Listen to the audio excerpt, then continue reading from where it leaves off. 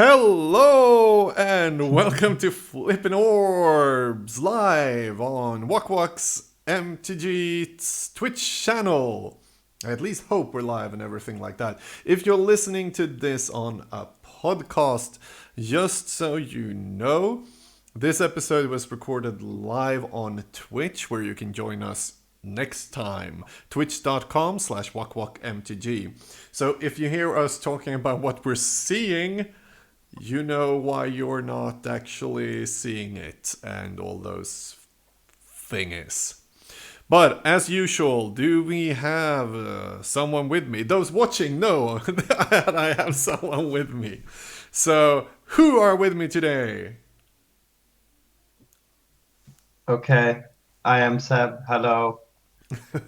I can make a wave.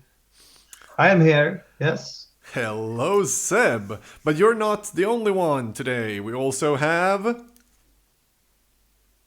Elliot is here as well. No surprise this time for those who can see the video. Jumped in at the last moment there. Yeah, what do you like my graphics? I fixed it like 15 minutes before we went live. Like, oh, fuck. I just... Because the sound issues were bigger, so I was like, But I think we have at least made it possible for us to show some cards. And also some decks later on. So for those also, again, listening to the podcast, we are going to show some decks and talk about them. But hopefully you can get along with us anyways. Use your imagination. Yeah.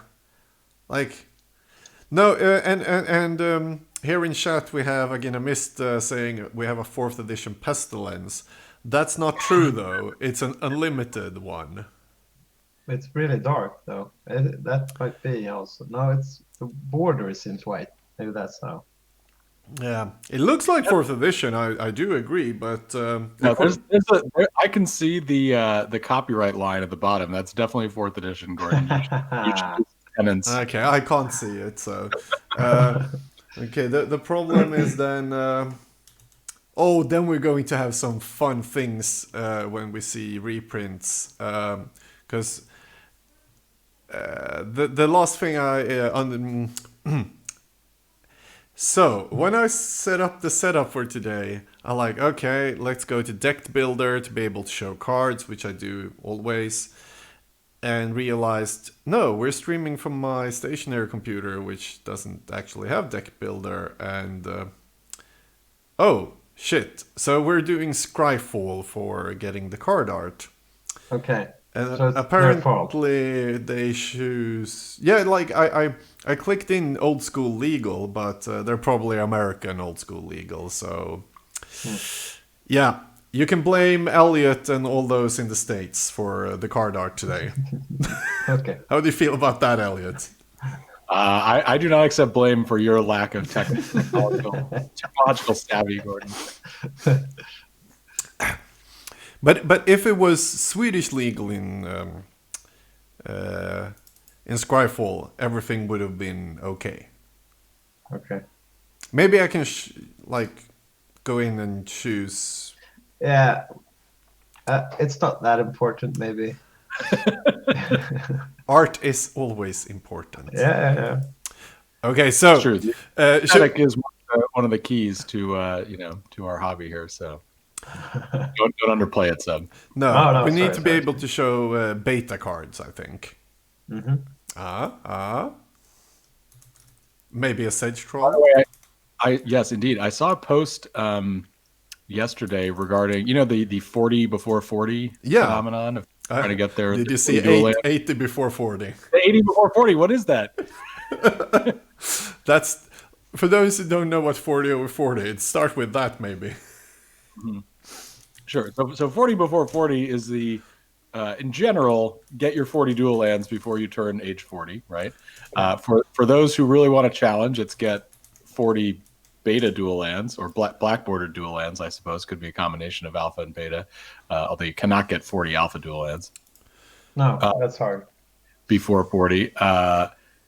But yeah, anyway, Christian posted yesterday 80 before 40, and I was very curious what that meant. Does he have 2 play sets of beta dual lands, or what's going on? Because I'm interested. Yeah, I for real think it is that he already has 40 before 40 and going for another set of 40.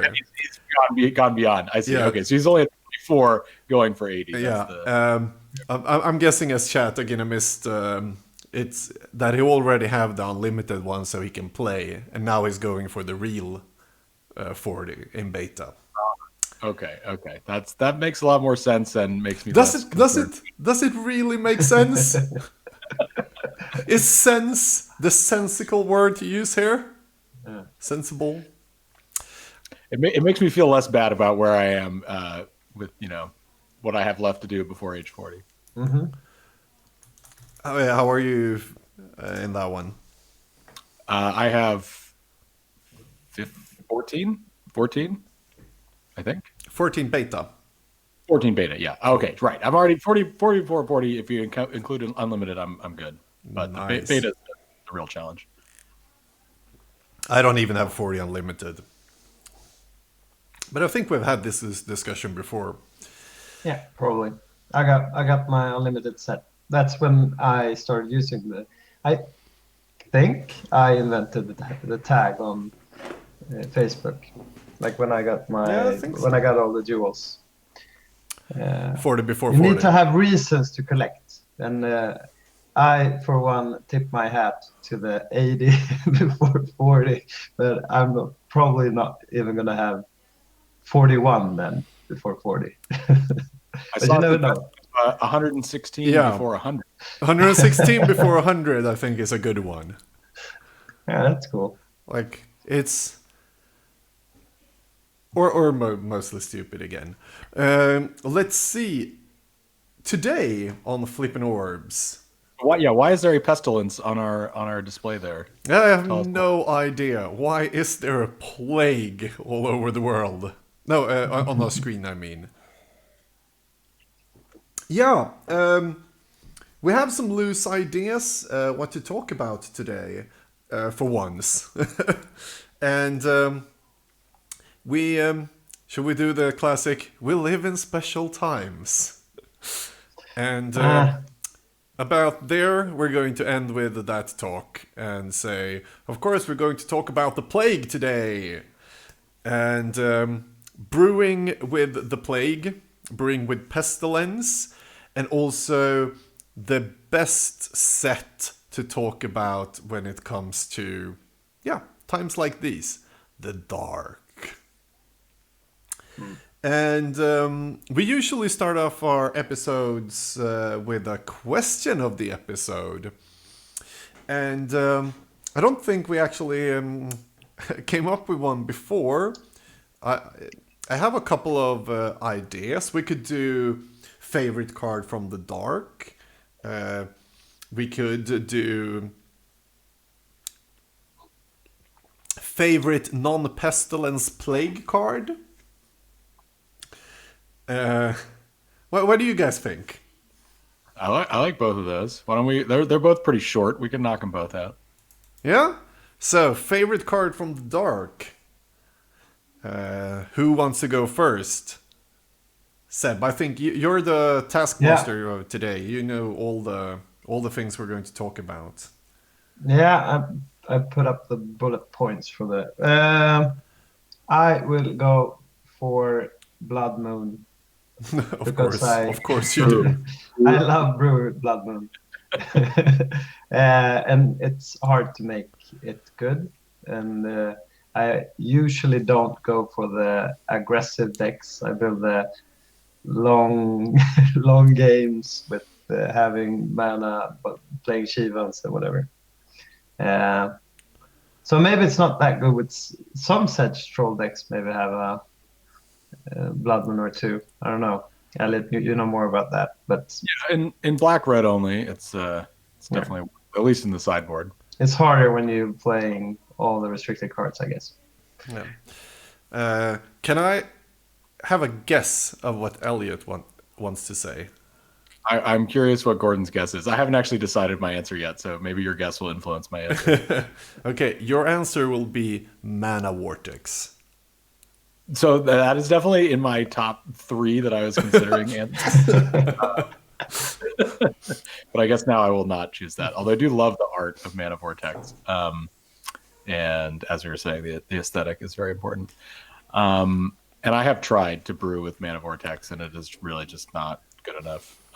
It's not the blue Blood Moon, unfortunately. Sadly, or the blue Armageddon, or whatever you wish it were. I think I might actually say Tracker.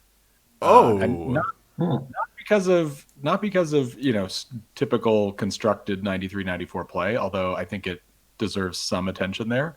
It's certainly decent in a mono green build if you ever wanted to try that. And I have played it in a Living Plane deck in a real tournament. Although I think it was in the sideboard, but it was pretty fun there, using it to murder people's savannas or whatever. But I just think that's a really cool card, and it has a lot of flavor and feels like it belongs in the set, the dark, and it is great in Singleton. Is it really? Well, especially if you can, because there's so many good 1/1s. Think about your opponent plays Royal Assassin, but you get to tracker it before it gets to ever do anything. No, I guess the greatest feat with tracker though was in mono green. We had a mono green tournament at the Urza's Chalice event the previous year. I think I had a tracker with 4 copies of Aspect of Wolf on it at one point. So that's a cool tracker. Something. But so can we tell the listeners what it does? Fine. So it's a 2/2 for 3, 2 colors and a green, and 2 green and tap. It fights another creature, so it does damage equal to its power to the other creature, and the other creature does its power to tracker. It's the first fight card. First fight card. Yeah, which still is one of Green's most prominent things in even the newest sets. And that's quite cool. That gives tracker many points. So it's a summon tracker. What you guys? Yeah, it's not a human. It's a summon tracker. Or if it would be printed, do you think it would be a human or an elf? Human, right? A human. Can it be anything else? Is there a class of creature that corresponds to every guy that Jeff Menges ever drew? That's all the same guy. That should be its. That always have a cape because apparently it hates painting hair, I guess. So here's a summon Jeff Menges. Okay, I'm going to go not with Giant Shark. Because I don't own one, so it can't be my favorite. I think... what's the name? Oh, I need to check. Oh, I forgot the name. I was talking too much about the tracker. No. There's only 60 cards in the dark. No, there's more. I don't know how many though. 100? It's bigger than Arabian. Arabian is 90 or so. Isn't it? I don't know. I think Arabian it's completely designed by Jesper Murfors. That's quite cool. But no, Dark Heart of the Woods. Yeah, okay. Yeah, of course. Also quite a bad card. It is the not original Suran. Yeah, it's not as good as Suran Orb. As Mono Vortex is not Blood Moon. Dark Heart is not Suran Orb. But you can make some cool decks with it. We also have some in chats here. Favorites Amnesia and Nameless Race. Nameless Race is a very cool one. That's a weird card. Do you know Nameless Race actually is the only card in Magic with there's something special with Nameless Race that no other card in the history of Magic it's alone with this. Do you know what?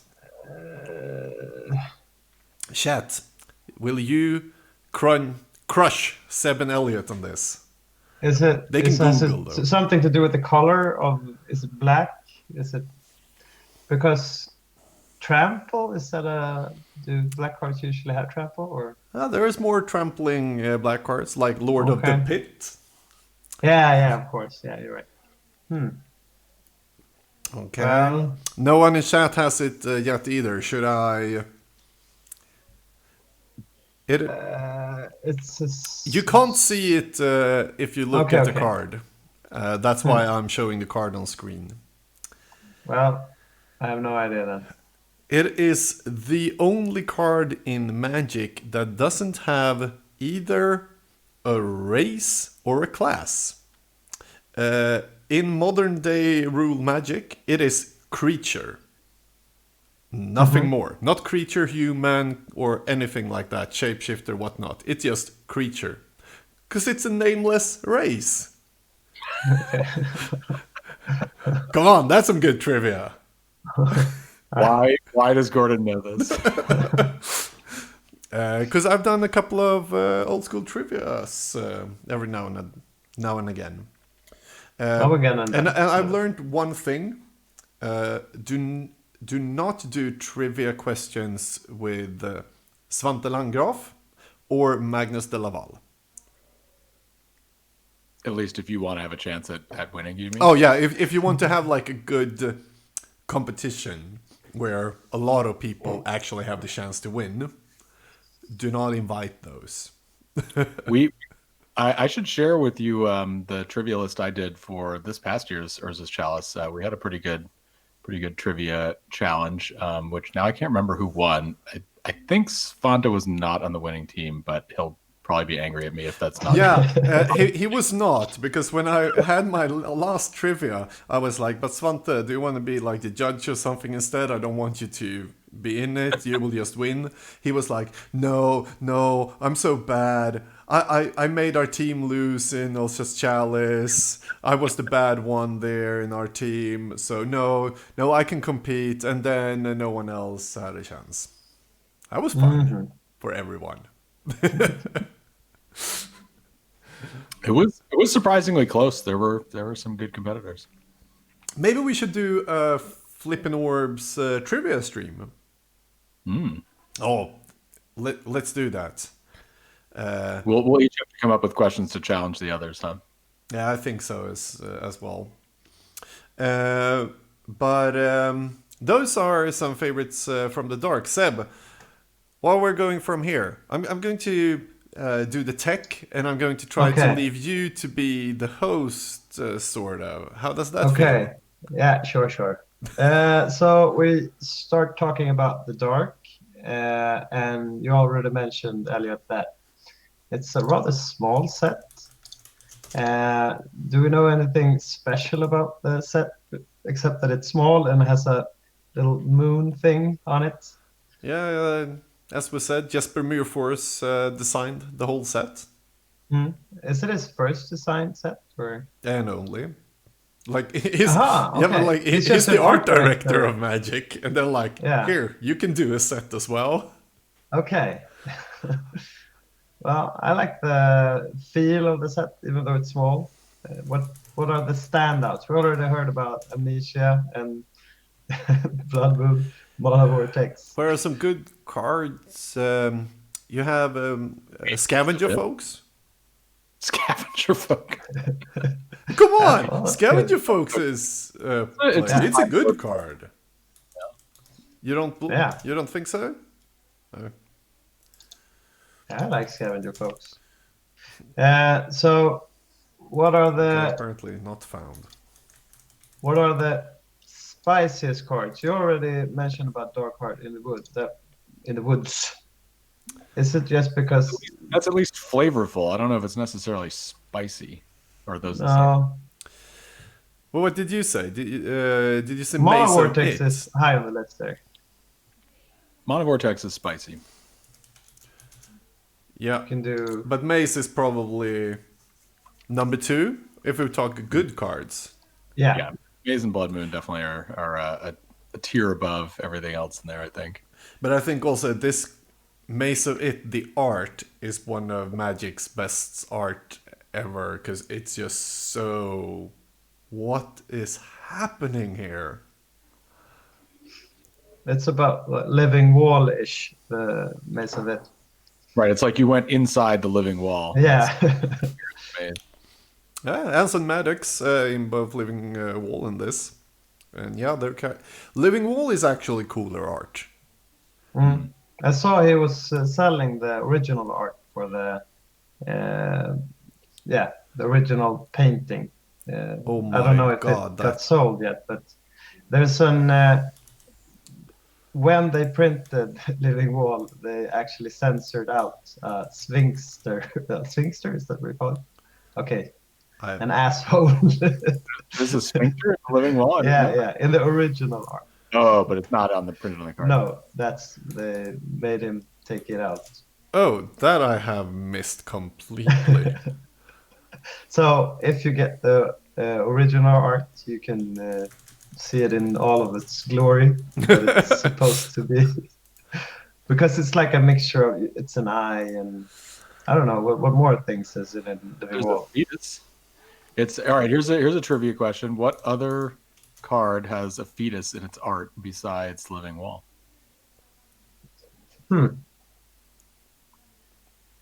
Living artifact.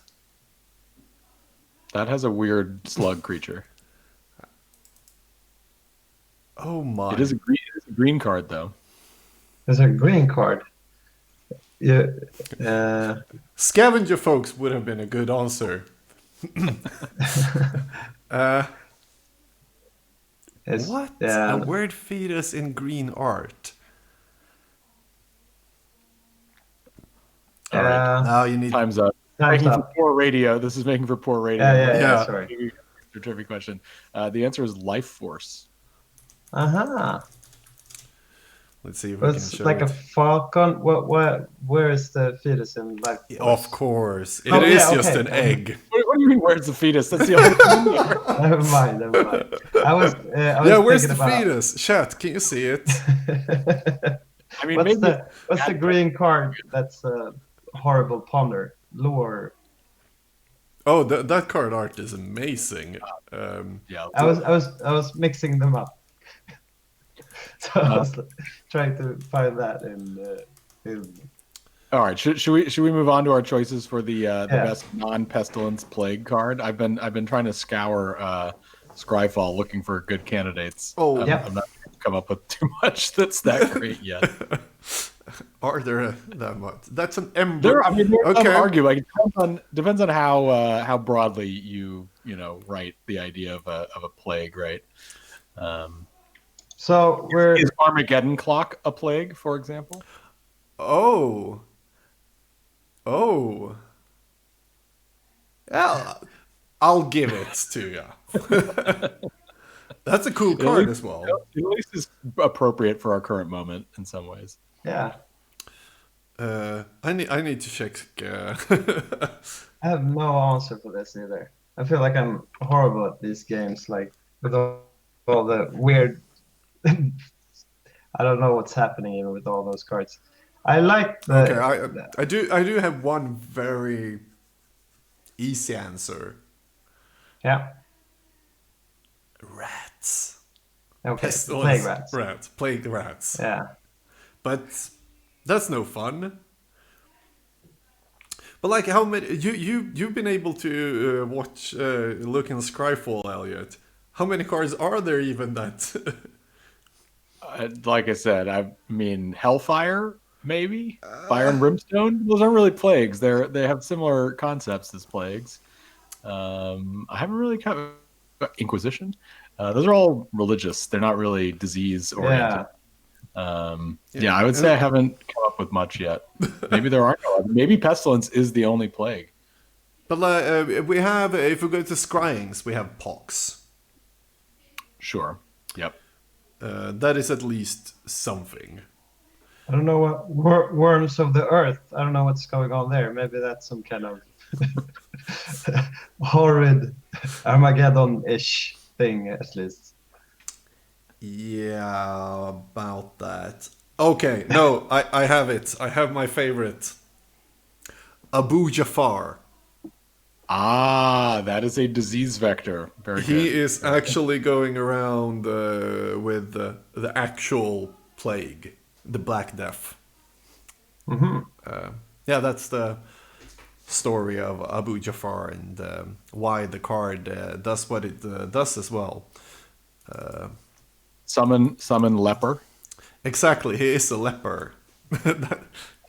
And when he dies, he destroys all creatures blocking or blocked by it. Because he touched them, and then they get Yep. the Black Death as well. Yeah. Like, wow. I love how they went the other way, like not trying to make cards. They're trying to make like what can this thing do? Like AVFR. Okay, well he might do that instead of going like, okay, we need a white creature that's on the I don't know good in mono white decks. I haven't seen anyone playing AVFR though. Can you play it like in some lore Well, he's cockatrice deck? in Singleton. He's the second Swords to Plowshares. You're right about that. You're right about that. Yeah, but like, he's not bad. I just want him to be better. Because it's cool Yeah. art. I think the card is cool as well. That he is a 0 power creature, is just 1 white. There is so many things about him that's. It could be good. He's not that far away from being good. Hmm. By the way, we missed the third best card in the dark, which has got to be Preacher. Don't you think? Yeah, that's a Yeah, I like pitcher. pretty good card. Do you think Amnesia in top 5? It's much more narrow, I think. Yeah, it could be top 5. Yeah. Okay. So, We're going on to the main topic. Yeah, I think we've run out of alternate plagues. yeah, that was just a question of the episode. Like, Seb went all in promoting the stream, saying we were going to talk about the dark. But the real topic is, of course, brewing with the plague. Would you take marsh gas as a plague, since that is your card from the dark? Yeah, absolutely. My smell is my sense of smell is very what's it called? Getting. Hopefully, you still have one. Otherwise, it might Yeah. mean you're infected Yeah, with the I do have one, plague. and it's way too strong. So I usually have problems as soon as smells are a bit strong, like marsh gas. So I would probably die, and yeah, so probably a plague. Honorable mentions for the dark before we go into the pestilence area. Sorry, again, I missed in chat here. Vampire bats might work. They can spread corona. That's That- pretty that's- true. Yeah, some fantasy that one. We have Dust to Dust, and one of the old blue-red favorite card, like Electric Electric Eel. Eel. Yeah, Elves of the Deep Shadow. Jackal maggot could be a plague, kind of. Yeah, Slow acting.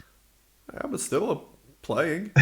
Like there we're are not, we're not leaving this. There are a couple of good cards. You can tell I'm almost at the end of the alphabet going through. Yeah. We need to every stone. It's no stone unturned. Okay, yeah, but we're not really talking about the dark that much more, I guess. We already mentioned the best cards or whatever. We have some good goblins, and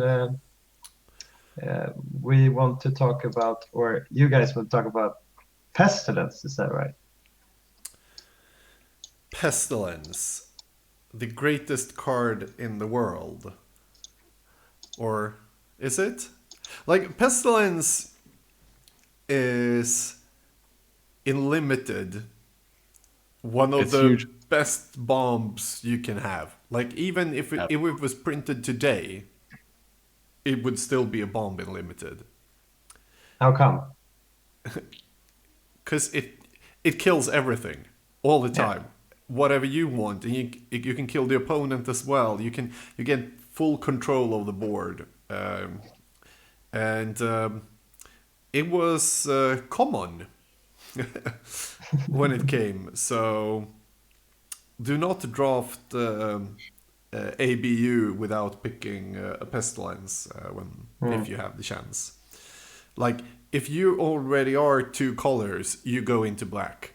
Because it's good enough with those 2 black that it takes to cast it. But I've never seen anyone broken Pestilence in old school. How about you guys? I found some decks that we can look on later, but what cards do even go well with? What are we looking at? What kind of decks? We have some like... We just real quickly define Pestilence. What yeah. is it? What does it do?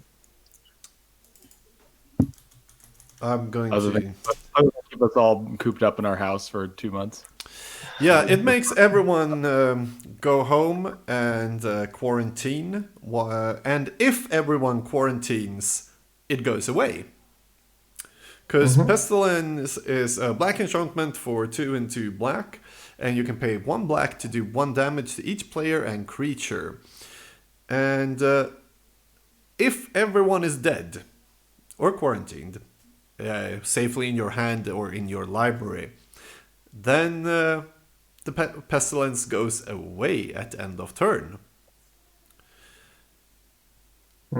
And really, its only drawback, right, is you need to keep a creature on the board at the end of turn. Although there are some tricks to that. There are some tricks to that. So how about, Elliot, your favorite card to use with Pestilence to keep the plague going without letting people out?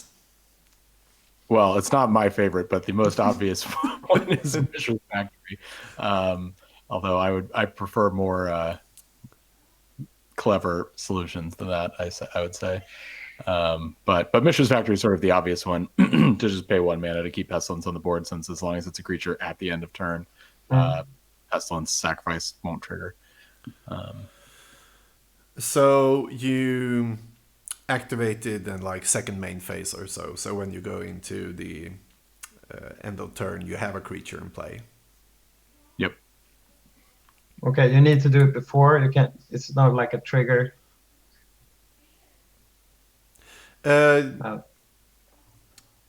If you go into the end step without having activated the Mishra, the plague will go away, because then it triggers because there's no creatures. If you then get a creature, the Pestilence has already triggered. Yeah, and we have some protection of black cards, maybe. Protection from black? Well. Yeah. So what's your favorite there then? I don't know if it's my favorite, but you can play like Whirling Dervish maybe, or that's a classic. Yeah.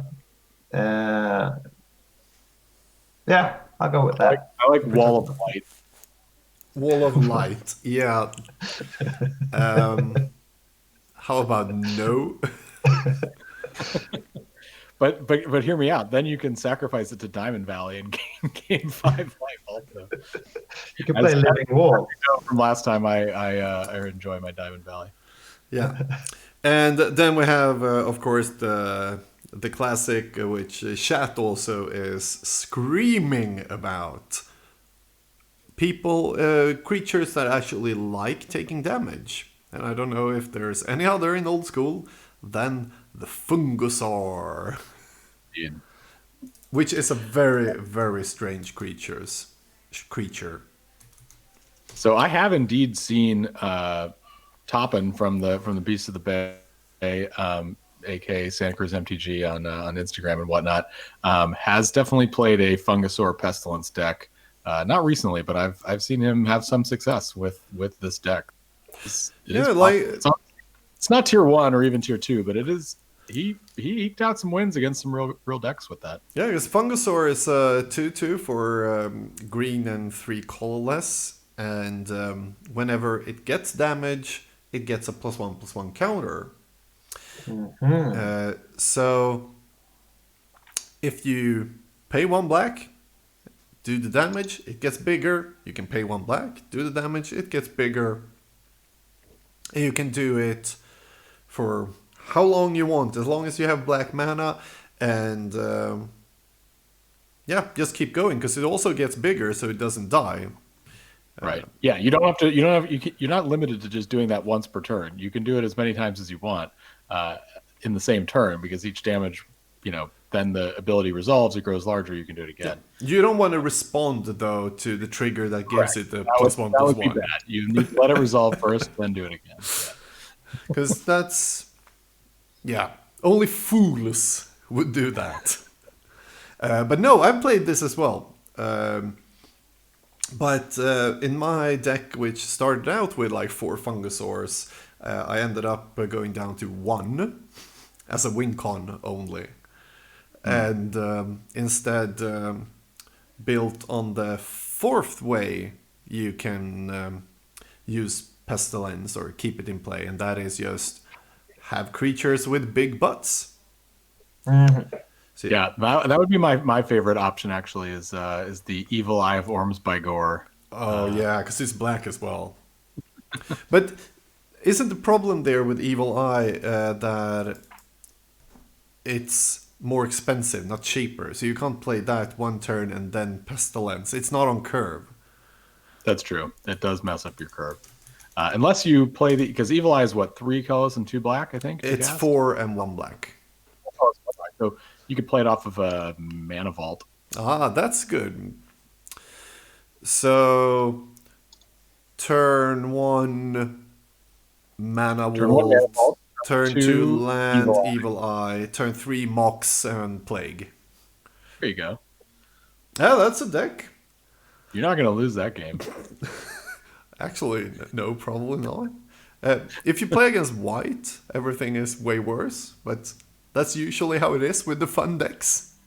But like, I like playing a Wall of Stone. Is it, or Wall of Earth? Wall of Earth is the good one, the Legends one. Back to the walls. The one that you could actually cast, yeah. Wall of Earth is reasonable. Because Wall of Earth is only 2 mana, 1 red and 1 colorless. And it's a 0/6, so it also blocks Use and Jin. So it actually can do stuff as well. And then this is what I built, at least. Then you put in some Diamond Valleys and profit, as Agina Mistinchat says. So you play the walls to make you survive, then you play Pestilence to just kill everything. You use Diamond Valley to sacrifice the walls to gain life, so you can Pestilence more and also use it as a win con. And then you have 1 Fungusaur because you can't play without Fungusaur. Something like that. We also have in chat here Rook Egg, Seb Celia favorite. How about that? Yeah, that's cool. I like the color combination, black and red. Elliot, you should approve this also. Approve this message. Maybe even some sedge trolls then, I guess. Good Pestilence and then use extra black to regenerate your sedge troll, I suppose, and then Pestilence some more. Why not? We do have some regeneration creatures. I saw someone playing the Cabal Ghoul. Yeah. That seems tricky to try to run a 1/1 with the Pestilence, though. Well, you play it after you You wipe the board and you play a 3 mana 1/1. He weirdly knows about creatures that died before he came into play for some reason. Exactly. Yeah, exactly. So you may play it after the plague has been doing its stuff. And since Pestilence doesn't check if there's creatures on the board until the end of the turn, that keeps Pestilence in the table as well. Yeah. And Cabal Ghoul, if you do not know what it is and check it out, or watching this live and seeing it on screen, no, it does not cost 1 black mana. It costs 1 black and 2 colorless. It's the exact same thing as with Jusum Jin. It does not cost 2. And we lost Seb for a minute. Am I It back? would be a reasonably costly card if indeed it cost 1 black. Yeah. That cool. would actually be a very, very good card, I would say. Kabul Ghoul is actually super cool. Yeah. I would like to say it was in the only pack of Arabian Nights that I ever opened. It was one of my rares.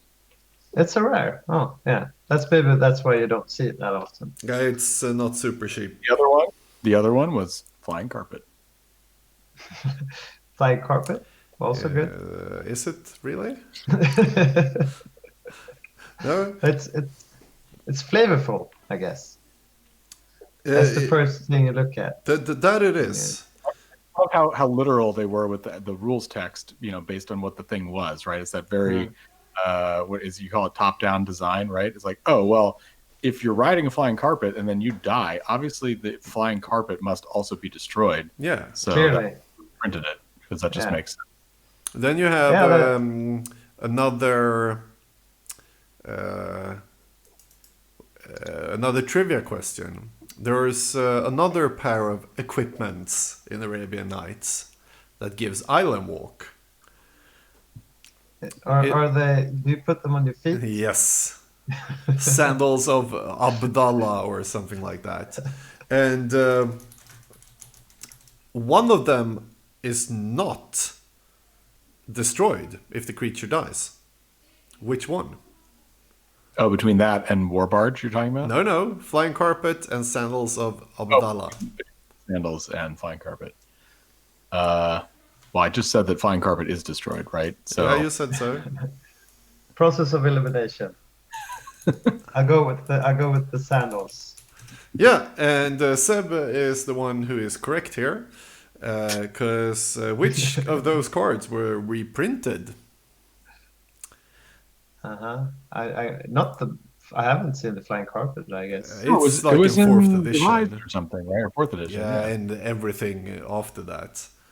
And So- we have another equipment, honorable mention, that we have something to put on a horse also. Yeah, the saddlebags, Yander's saddlebags. Yeah. I love the trinkets back in the days.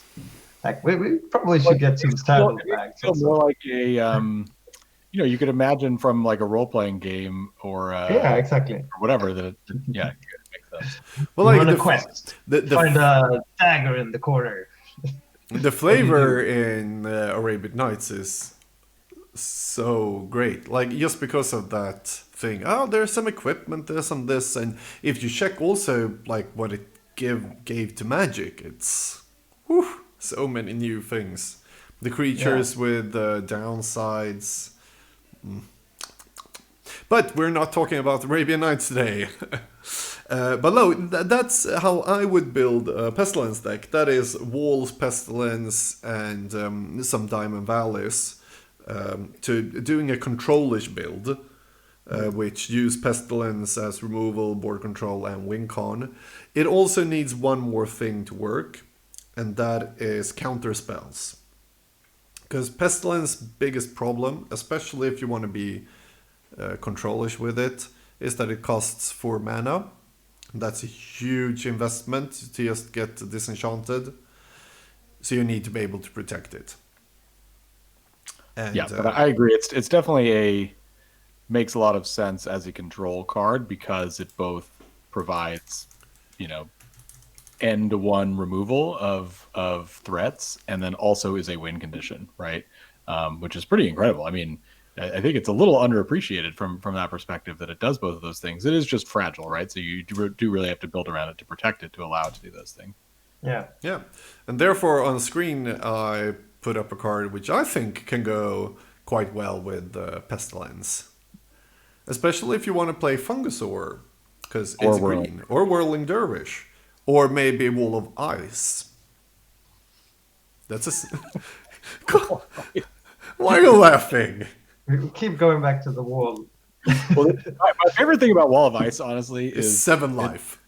it's Richard Thomas, right? He does all the walls in the original set, I think. And they all have people in them, which I just find so weird. So you like look at the Wall of Ice, and there's a little silhouette of a guy. What?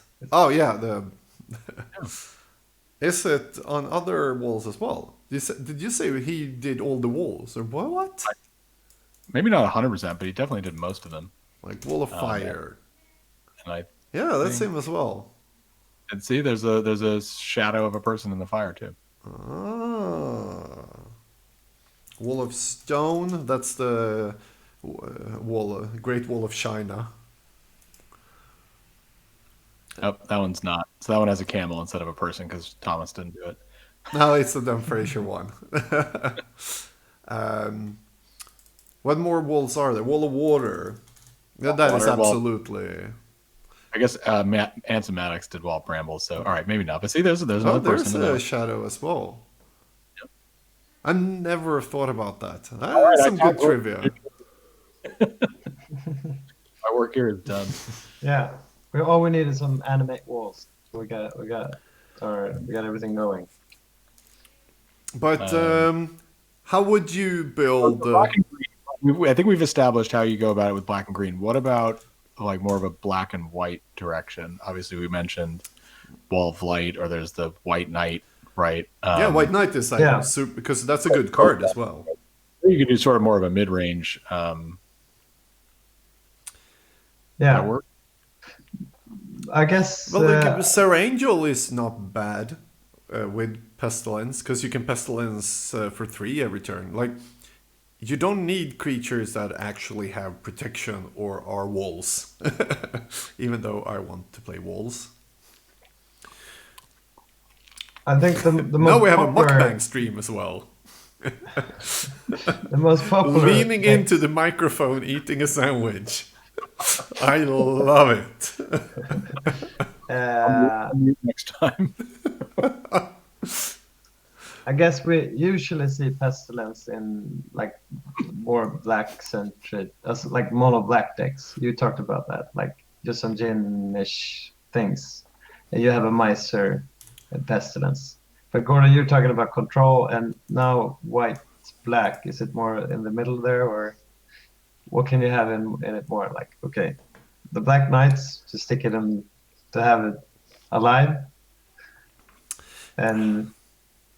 But you need some way to. You can't just do Juzum Jins and Pestilence and other things that make you lose life, right? You gotta compensate somehow. Yeah, we have a deck which Seb got from the interwebs. Not that one. Let's see if I can put something on screen here. There we have it. A completely black control deck from Jimmy Christiansen from NoobCon 6. This deck is from. And according to Seb, this is the earliest play deck on the blog. No, No? That's not correct. We have a deck list with. Is it? No, okay. The deck list. Well, let's. Okay. Go so into that. This is just from from NoobCon 6.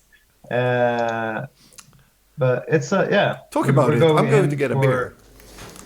We're going with paralyzes. We're tapping down stuff. We're doing the. I like actually seeing Pestilence with the Unworld Dreams here.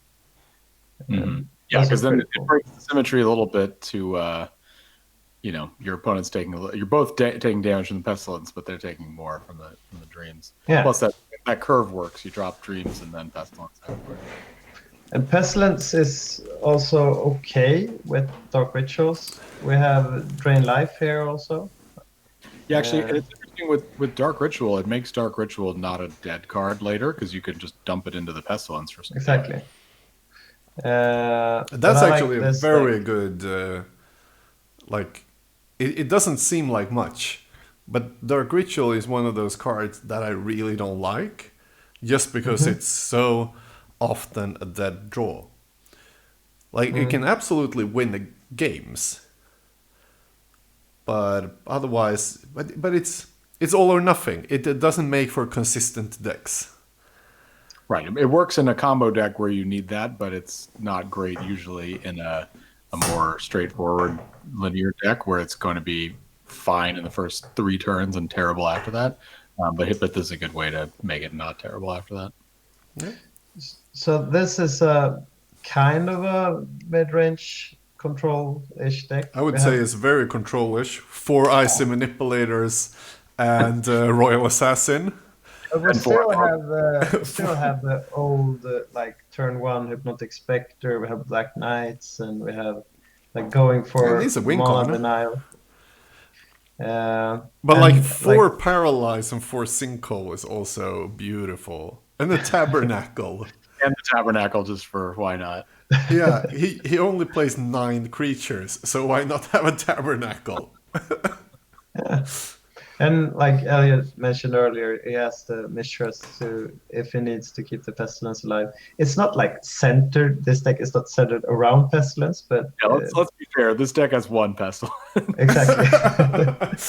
Oh, maybe we should. don't have the sideboard here, so maybe it has some more there. But I think it works well in this shell. It can do what you need it to do. Like when you were away, Gordon, we talked about Underworld Dreams and Yeah. Pestilence. That's a win And con like- for you. Yeah, and dumping the Dark Ritual mana into it. So Yeah, but also if you not only play 1 Pestilence, maybe go up to multiple, 4, and build more around it. If you play 4 Underworld Dreams and 4 Pestilence, then you can overload disenchants. So it actually makes it more okay, as long as you can use those cards to win if 1 sticks. I'm kind of missing Black Wise here. I think that would It, be it, nice. it was restricted also during this time. Could be good to know. Mana Vault, we have 1 here. Maybe that was restricted also then. Yes. It's NewCon Uh, 6. It's like 6 years ago. Yeah, good 7 times. years. 6. Were you at 6? Yeah, that was my first NoobCon. It's with the disenchant pin, right? Yeah, I believe so. Yeah. But the other deck No, it's I a posted was from like on the old school blog. We had way back decks to beat. Yeah. we actually have. Oh, how things like- have changed. Here is a deck to beat on stream. Let's read it to our listeners. And it's 4 Black Knight, 4 Hypnotic Specters, 4 Jusum Jins, and 1 Sengir Vampire. So that's a classic mono black control shell.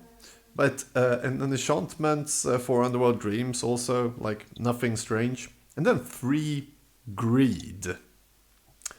That's not something you see every day. Demonic Tutor, 4 Drain Life, Mind Twist, 4 Sinkholes, and now we have people walking on stream behind me as well. Hello, friends. And Some- then we have 4 Dark Rituals, of course. The classic artifact package plus an Individual's disc. Like, I don't see any. where's the... I- It's 2 Pestilence miss in the sideboard. Well, that's an option. Oh, did you need the charger? Yes. Okay. Hello. So, okay, we have the Just got pestilence in the this. sideboard. It made an appearance, at least, in some manner. But this is more of a creature-centric deck. But still with Underworld Dreams. Yeah. Yeah, but do you So- board out like Usum's? Sorting out the greed in order to bring in the pestilence. Right? You don't think that's a good combo? Like Usum Jim's Greed, Pestilence. Seems nice. There are 4 Drain Life. So that Yeah. does Yeah, something. is that a good combination? Or is it just like cute? Like life gain, you should instead focus on taking the opponent's life, even with Pestilence, or do you want that life gain? It does both, of course, but It's a drain life. I like it. I like we have in chat also Guardian Beast without artifacts. No, it's Guardian Beast with 3 Nevinral's discs. And they will save your Moxiet and Sol Ring. Yeah, this is a strange build. Yeah, I don't know if this is one I would be too worried about beating as one of the decks to beat. It is a deck to beat. Never forget. Maybe it's because it's been like net decked. People been playing against it so much. So earlier, back in the days, it had not the spotlight on it. Yeah, but or maybe it just is the stock like it was the black deck, and it won a 8-man tournament and became a black stock list. Like mono black is still being played. It's a bit more refined today, but this is so fun checking old lists because you see how much the format has actually evolved. And that's if you want to fun. go forward, we have the. Well, in some ways, I just want to say, in some ways, I kind of am sad that we no longer, you can't really play unoptimized janky list like that. I mean, No. you can play a spicy non-optimized list. That's sort of a different thing than playing a deck that's really more like what you might have played around your kitchen table in 1995 or whatever. That deck really was, right, with the Sangers and one Royal Assassin and whatever. Yeah. I mean, Because I have a Royal Assassin. I should play a Royal Assassin. Yeah, like it. The format has been played for 10 years, more than 10 years. It's made people like in the beginning. None of us played in the beginning, but it really seemed. I'll play with what I had. I want to play this. It was more about what you wanted to play, less optimization of the decks. And I like that. Now it's harder. The tournaments are bigger, and there's always someone or a couple who really are into optimizing. And after a couple of years, you know what's good and bad. But hey, Here we have the spiciest. this is the spice. The spiciest of spice. Is that Simulacrum? Oh yes, there's 2 simulacrum. Do we want to start there? What does simulacrum? No, we want to say for the Okay, so listeners. we have a green-black deck, and it's got crumbles, it got avoid fates, 3 of each, it got some sandstorms even, and we have Yusum Jins. I don't know if it's 4 Yusum Jins. I think it's 3. only 1. And we have maybe it's not clear. It's like My guess is no. I don't have a guess. yeah, okay, but we have hurricanes. Is it, or is it stream of life maybe? Under the Jusum appears to be 1 copy of Terror and 1 copy of Paralyze. And under the dick pick, there's 2 stream of lives. I'm guessing. No, I think they're Hurricanes. But you can't play Hurricane and Pestilence in the same deck, can you? Well, you can do whatever you want, man. So we have the Pestilences. We even have like Birds of Paradise that might not go so well with Pestilence, but we have at least 3 Pestilence here. And we do have the Whirling Dervishes, the Fungusaurs, the and the Kabogool. Yeah. I do like the 2 drop of honey. Is the explanation for Birds of Paradise here that it makes your Cabal Ghoul bigger when you kill it? It looks like Birds of Paradise is a +1/+1 for your Cabal Ghoul. No, but it makes you play Pestilence on turn 3. Okay. Yeah. And on turn 3 you play Pestilence with the help of a bird. On turn 4 you Pestilence for 1, kill the bird after you take a mana from it to pay for the Pestilence, of course. And then you play the Ghoul, and you immediately have a 2/2. Yeah, that's amazing. 2/2 for free. And we have like the like you mentioned, we have Drop of Honeys and Simulacrum. What does even Simulacrum do? You see that so many cards. It's even a fourth edition, right? By the way, we have in chat that those first cards you were mentioning are, of course, sideboard cards. Aha. Okay, Yeah, so I the immediately top thought one the like bottom thing was the sideboard, but no, the top cards are 15. Okay, it really could go either way, huh? Okay, so the Crumbles and the Wood Fate, Sandstorms, and all of those cards were the sideboard cards. Thank you again. But we do have a Void Fate and like the more regular. I do like the Dark Heart of the Wood, which we talked about. For some and we have a Living Plane. So playing with Pestilence is a very interesting combo, especially if you can still cast your Cabal Ghoul after. Oh my god! I just realized that you can play Living Plane, and you can play a Cabal Ghoul with like an Armageddon effect. Yeah. Oh jeez, that's a big. Okay, goal. you do need 8 mana. Well, Like do you tap turn? 8 lands. You play the Living Plane. You also need Pestilence in play already. Then you pay 1. That's the 5th mana to kill all the lands. You have 3 more mana left and play the Ghoul. Yep. Yeah. And the Simulacrum actually, do we have like deflect or something? Yeah, like it. Your damage goes to a creature, or the other way around, or something like that.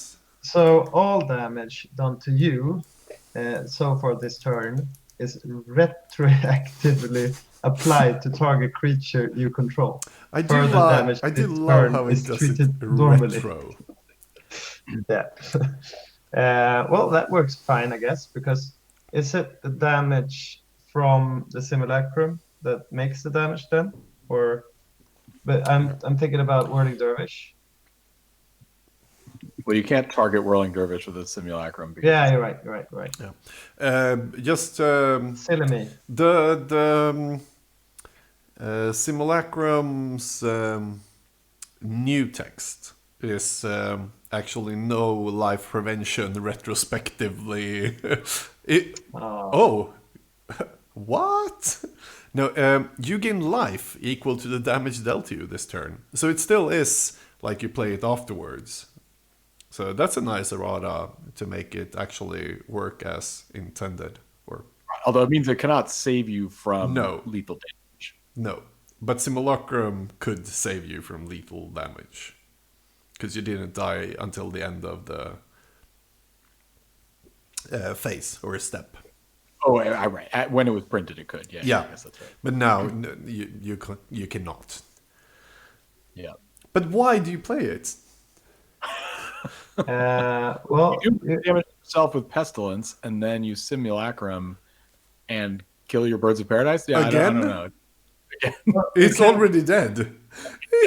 Don't stop hitting it. It's already dead. You can do it like you don't have to. You can play the creature later on during turn, like with the Ghoul, I guess. Right? That's true. I can Pestilence a bunch, and then I play can your play bird and Simulacrum it. Yeah, 2 cards to gain 4 life or something like that. Yeah, that seems reasonable. Like, and then you play. Can anyone in chat tell us how you play this card remotely not super bad? Because we have Zombie Stew in chat saying Simulacrum is the best card in Magic. He knows this from experience. He also had a real Plague Rat and sent to Svante, so... What's the green card above the Avoid Fate in the...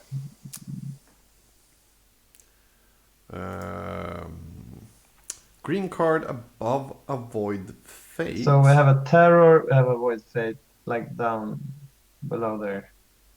Between the Reincarnation. Okay. I love this deck. Yeah, me too. Yeah, this deck is pretty cool. It's Uh, quite a contraption. Yeah, Reincarnation is actually one of those cards I want to be good. Like it should be you should be able to use it. I want to build with it and Scavenger folks. Dave Firth Bard has definitely done some work on this card. I believe I'm trying to remember what all was involved. Scavenger Folk, I'm pretty sure was involved. Triskelion, I'm pretty sure was involved. Maybe Fallen Angel. There's definitely a lot of things you can do with it. Yeah, So like you Fallen should- Angel, sacrifice a creature and then reincarnate something better. And So what does it do? You choose a creature, and when that creature dies, return a creature card from its owner's graveyard to the battlefield under control. That creature's owner.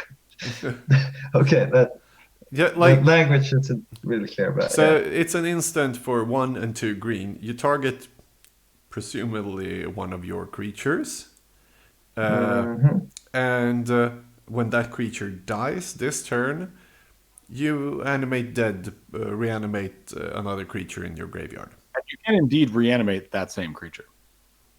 Yes, because it doesn't target something in your graveyard. And so you can actually just save your creature and get another enter the battlefield trigger, which I do not know if there are any used in old Not school. here, but you can. It's good with the simulacrum also. Sure. Well, actually, it's kind of good with the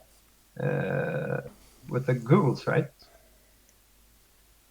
Well, yeah, you could get one back from your graveyard, and then they get buffed by whatever has died that turn, I guess. Yeah, but yeah. This deck is hard, man. We also have Hell's Caretaker in the deck. But Hell's Caretaker I do like. It's the old recurring nightmare. Like just changing places of creatures. The problem is you can only use it during your upkeep, so that doesn't work with Pestilence. Yeah, it's a 1/1 for 4 that dies to Pestilence. And you can only activate its ability during your upkeep. It's terrible. Yeah, you have to tap it Who to. built this deck? Seb, who built this deck? I want to give him a shout out. Well, I can tell you that it's from the 5th annual Eternal Central Old School at Eternal Weekend. It's Christopher Berkeley. He calls it BG Grow, Black Green Grow, Fungusaur Pestilence. And it got 9th place in most creative. I would like to see what's more creative than this.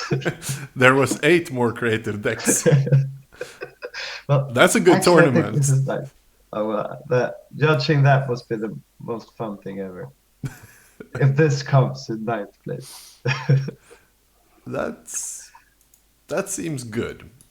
So we have more decks. Yeah, we have a black again, I guess. Let's see if we can. There, we have a mono black deck that looks. It's similar to the other ones. Yeah, but there's it's- 2 Pestilence, still 4 Minerals discs. Otherwise, yeah, it's a black control deck. Do you think this is good? Because I've seen it before as well, like the classic black First of all- control. This deck has no Mox Jet, but it does have a Black Lotus. Curious what happened there. Maybe Well, it's all black the border. money went into black border in this. Actually, no. It's alpha beta only. This deck. I'm not pretty sure Mox Jet is available in this. Yeah, but not everybody has everything in beta.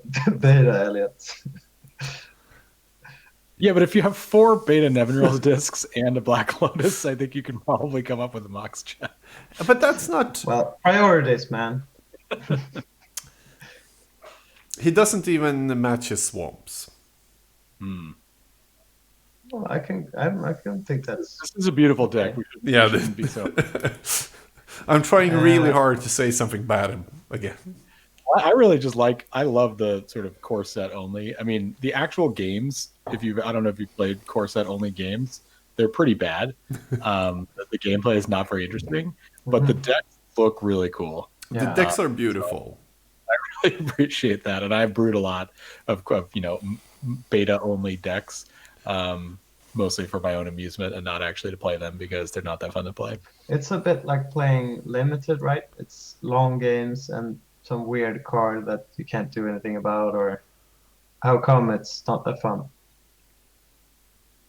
There's very little card draw or card selection, and there's a lot of just draw go. Which there are a lot of in old school card selection. And even more so than old school in general, the removal is better than the threats. Yeah, but also creature-wise, there's more good creatures with higher toughness and power. That makes for very interesting games. No. Yeah. So, going to the last deck we have here, it's actually... Well, wait, should we just say quickly, what is Pestilence even doing in that last deck? Well, you have your Sengers, and you have your Pestilence, I guess. You have your Sengers, you have your Pestilence. I don't know. There's 4 Black Knights and 4 Hypnotic Specters, so all those are dying to Pestilence, unless you're just using it for 1 per turn, in which case I don't think you want Pestilence in your deck. Well, Pestilence is kind of you can, like we talked about earlier, you can pop your mana into it and you can kill everything. I don't know. You know what it actually is doing in this deck? It's it's a late game fireball. Yeah, exactly. It's drain life 5 and 6 because you really already have 4 drain lives. Right. But yeah, sure. You play it, and the turn after you just all my mana into the plague. I mean, I read a tournament report that black against green, the Pestilence is really good. If you're not talking about dervishes, I guess. Against I would say it's good against everything that's not white. I mean, if it's on the board and it doesn't, and you can keep it alive because there's some creature or whatever to keep it alive, and it doesn't get disenchanted, it is inevitability, right? It's going to win. 5 damage this turn, 6 damage next turn. I mean, you can't last long against that. So yeah.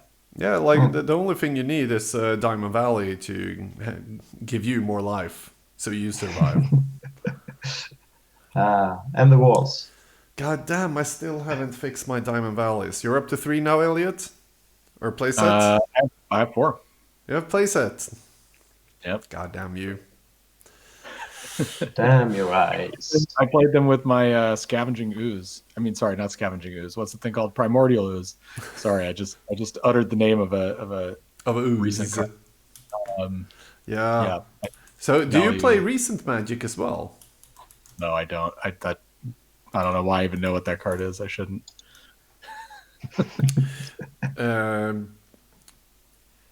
Okay, we're going to Pacific rules here, and we're going to. But who plays Black, Pacific rules? white. Come on. What?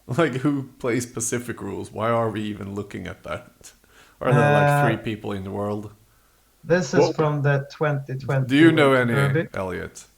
I know a few. I mean, it's basically the same as Eternal Central now, right? What's even different between Pacific and Eternal Central? I think we basically convinced Eternal Central to adopt Pacific in order to not have a separate thing. I think actually it's the reprint rules, right? Yeah, honestly, I have no idea. Recall? We have unrestricted recall. Maybe Eternal Central does not have that. Mace of Ith? You have 4 Mace. I think Jacob still hates Mace with a passion. That's the only difference then. I think our goal with Pacific was to have the most permissive rules, right? Yeah. So, but I guess we still don't have restricted time vault, but we should. That would be the most. This tournament actually had 164 participants. So it was an online tournament, I guess, because it's 2020, and 18 countries represented. So just that thing that later when you look at this, you're like, oh, I'm guessing it was online because it was 2020. But we do have, like, what we don't have in the Swedish restrictions is Fallen Empire. And that makes white better with Pestilence, I guess, because we have more knights with protection from black. What more stands out to you guys here? Well, the first thing that stands out. So, should we describe what's in this deck? This is Adam Mercado's deck, which is pretty cool, and it has a lot of Korean cards in it, which are also not Swedish legal, but they are legal. So it's got all the knights you mentioned. It's got some big butt artifact creatures, and it's got Pestilence, and it's got angelic voices. That pumps the whole team, right? All the white and artifact creatures. I think the most notable thing to me about this deck is the 4 copies of Savannah with no green cards in the main and only 1 green card in the sideboard. I find that. Yeah, he's not afraid of Blood Moon, that's for sure. Yeah. And I'm sorry. There is a regrowth. I missed the regrowth. but we do see here a card we haven't talked about that goes well with Pestilence, actually, and that's Abyss. The Abyss, indeed. Why does it go well once? If we have protection from black like we have here, like keeps the Pestilence going, and we have some artifacts, like larger, like you said, more tougher artifacts. I don't know if they have that much punching power. But Abyss and Pestilence. But how is, like, okay, both are 4-mana enchantments that kills creatures, or like you have creatures. You dominate the battlefield, Gordon. Okay, yeah, protection from black thingy. I don't think they work together without. No, exactly. The cards, when Seb says it, oh, those cards work great. Like, no, but the cards they work great with are the same. Yeah, exactly. I do like the flying scimitars. Dancing scimitars is the name, isn't it? Mm-hmm. Another good Diamond Valley friend. I don't see a Diamond Valley though. That is the big problem with this deck, because it also plays 4 Eothean soldiers, which also is a good.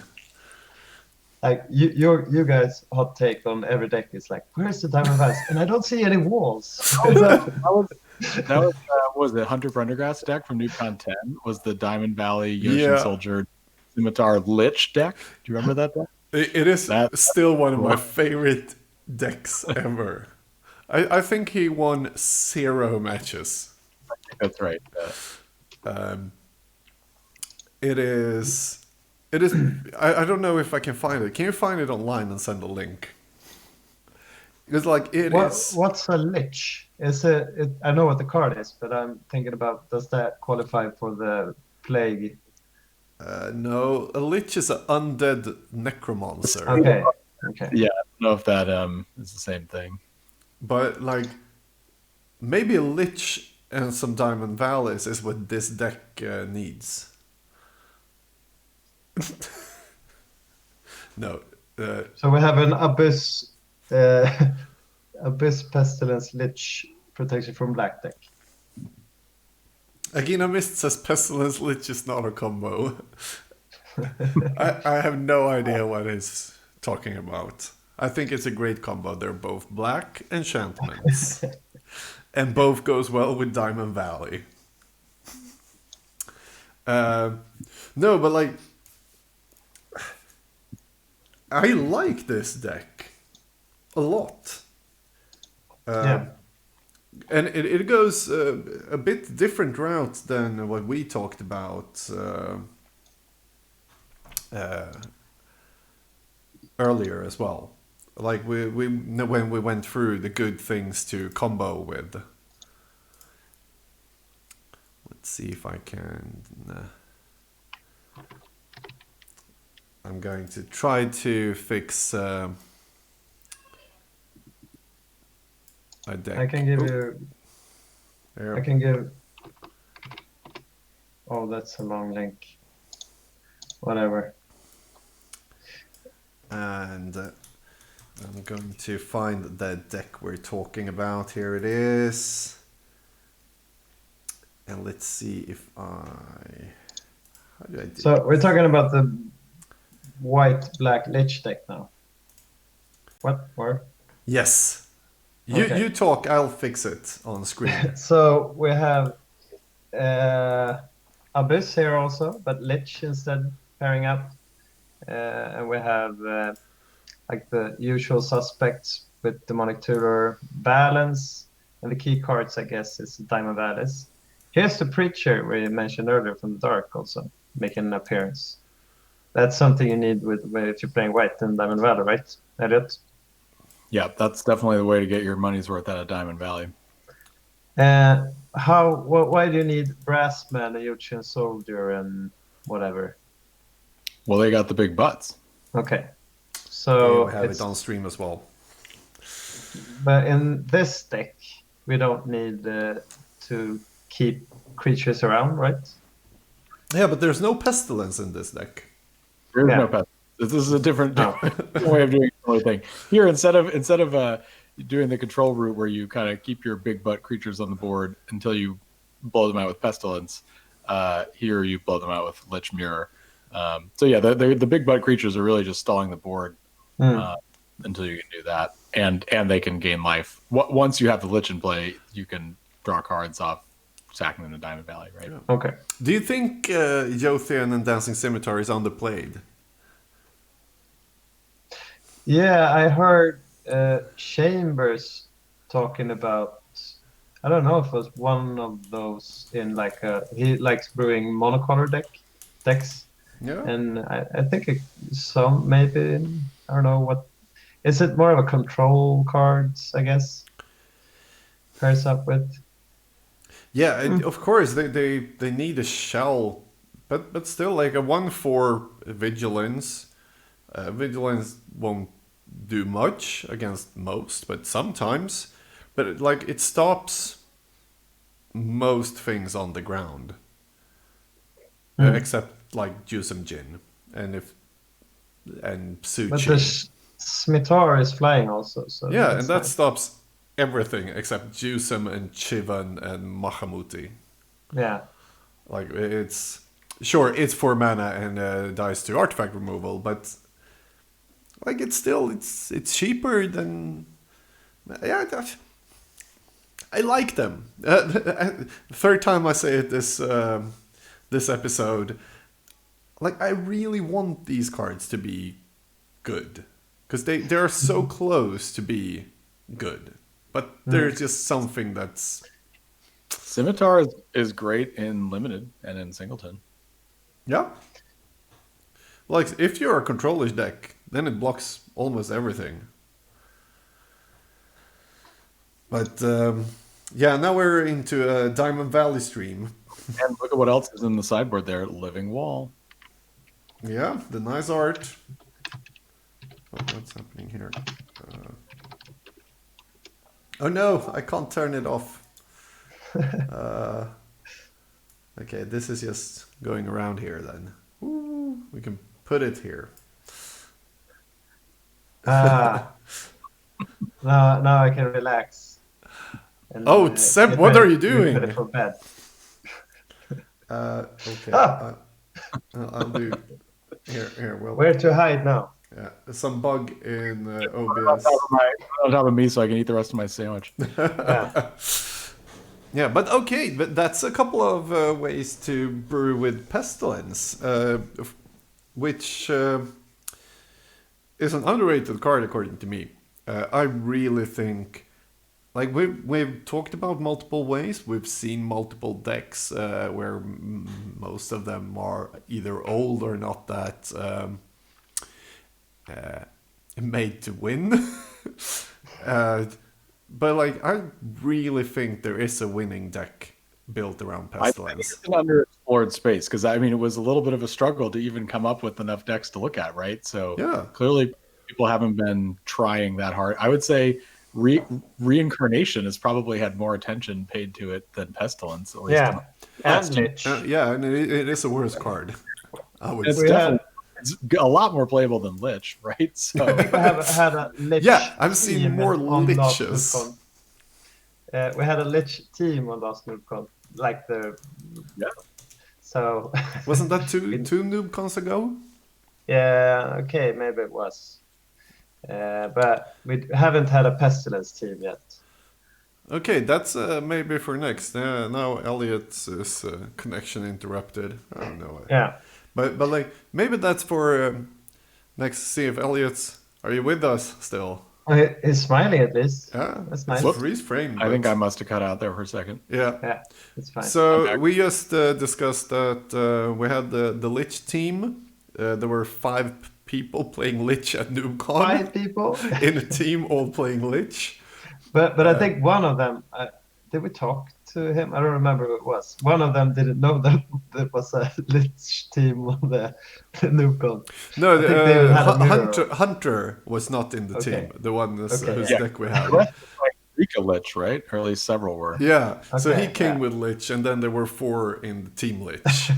So next NoobCon that we actually can play, let's do Team Pestilence. Okay.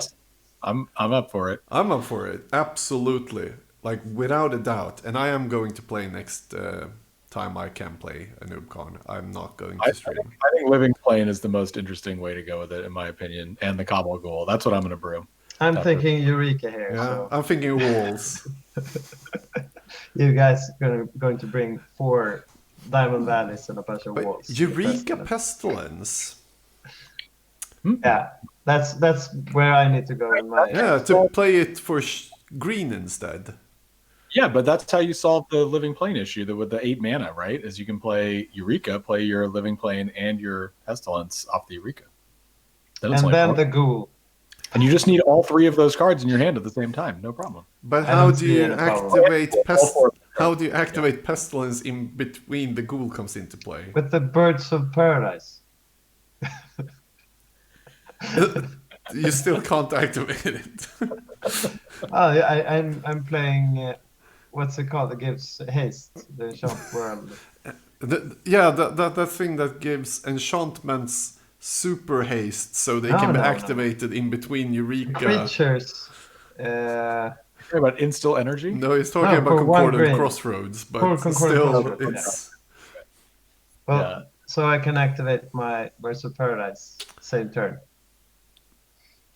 like I I think we've just come up with the most convoluted Eureka deck that could be. You're probably better off with Concordant Crossroads and Colossus of Sardia and be done with it. Well, I need to start somewhere. You guys have your Diamond Valleys. I have my Eurekas. We meet somewhere in the middle. Everyone bring 1 or 2 cards. yeah, we're like I'm up for building 3 different Pestilence decks in the team. Like, yeah, I'm up for Team Pestilence. Yeah, it's good that it's common, like you said, so it won't be that expensive for you really to get an beta. Do you already have it in beta? I do. Okay. Yeah. Of course you do. Why do I even ask? Exactly. Why, Seb? Why? I did make sure. I only had 1. I did make sure to finish the playset just in case I ever wanted to play with Pestilence. So now we have a reason. I'm putting a timer here. That's how Okay. much time we have left on this episode. How about that, guys? That feels like too much time. Can we... When you don't have any time, we do it like 3-4 hours. We can do it, keep going. But when you have that much time, I'm like, what do we even say? I don't know what to do now. I am curious. So you guys Collection. are not under lockdown like most of us over here. So have any like meetups continued for playing? I don't think so. No. All the LGSs, all the local gaming stores, they aren't allowed to have Wizards don't allow play in some kind of way, and we have 50 people gatherings max, limit. And we also have the 1.5 to 2 meters apart. What is it? 6 feet apart. And that goes for restaurants also. Yeah. You need to have like table service. So Yeah. every other table is shut down or like closed. But But like they had to close down a couple of bars here in Stockholm because because they weren't doing it Not accordingly. abiding by that. Yeah. Yeah. But So have you been playing online, or what have you been doing? I've not been playing Magic at all for way too long. yeah, I missed Same, it too. same here. Me neither. This is the first time I've even talked about it in like more than. Me and Yeah. Gordon did the NoobCon stream. Yeah. Oh yeah, right. Yeah, and And, I and, have and you signed have one up of my for things. webcams, so you can Yeah. play webcam games or And I do can do things that. like this. And I could do this. I could do this. But yeah, I'm I have signed up for some tournaments in like June, I think. But I don't know. I'm hoping that I can have a small gathering soon. I don't know if it will be possible. Well, I guess is the were either of you planning to go to the island boat tour thing? Is that happening again, or is that probably not Maybe gonna happen? no, they went out yesterday or the day before yesterday actually and said no, it's not going to happen. Yeah, I mean, it makes sense. That's yeah. too bad. And The whole usually we have Ivory Cup in the end of June. I think the 27th or 26th or so was the plan. But I think we were that, planning 4th of July. yeah. Oh, sorry, 4th of Yeah. July Uh, was the plan. We moved it a bit, so We tried to do it so people coming from abroad can do both the the boat and the SIAB both thing and then or whatever in what order. Do both at least.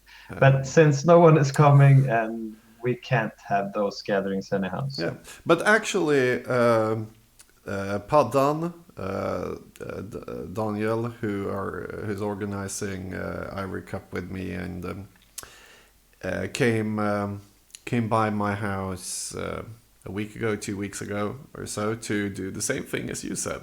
Pick up a webcam, because it's Yeah. impossible to get webcams unless you go to Gordon's place. Apparently, I have a couple because of streaming. So, because he wanted to try out playing some online, and then we talked about we need to do something, because this would have been the 6th year of Ivory Cup, and I just don't want to just like nothing happened and that was it. But we haven't talked more about it. So any ideas for a cool just setting up an online tournament, maybe, but we want to have the Ivory Cup feel. And we don't really know exactly how. We had the thought about. You guys have any plans for? Have you addressed the situation? Like, do you have online gatherings now instead, or you don't? You haven't played, so but. Yeah, personally, I have not been involved in any. I know there have been some, but yeah, I think our Beast group have not organized anything either. But we kind of already did our big event for the year, so Yeah. we snuck in before all the shit hit the fan, so we got off lucky. Yeah. So we will see. People need to chill and. Yeah. Maybe- I mean, it's not, Chill and it's not wash so your bad. hands. Yeah, well, that too. But I mean, the fact that so much of our community is already organized online and is already accustomed to playing online. Actually, we're pretty well set up for this. So I guess I can't speak for everyone, but I suspect that this is not. It is too bad, obviously, to miss some of these gatherings where you get to see people in person that you only see once or twice a year. But I think we're not missing nearly as much as we might be if we didn't have this option. So I'm glad for that. Yeah, like the old school community was the first Skype community, and now all Magics are doing this. It's I talked to Marcus, like it's 4 years ago or something like that. It's 5 years, 4 at least, since we streamed the first Skype games at Super Sundays. So, like, we're into this already. And with that, for those listening to Flippin Orbs, sadly you can't see our beautiful faces, or at least Seb's. But join us on twitch.tv/WakWakMTG next time. Or whatever. I'm Gordon Anderson. You find me at Gordon Anderson. Elliot. I'm Elliot. You can find me at Beta Central. And the time is up. And then... Perfect time. Okay, you can find me on Instagram mostly, I think. MTG Subsidiary. Yeah, I'm just going to cut it. The time is up. Oh no! No. Bye. Thank you very much for listening, viewing, and everything like that. And thank you for joining me here, Seb and Elliot. Thank you. Bye bye.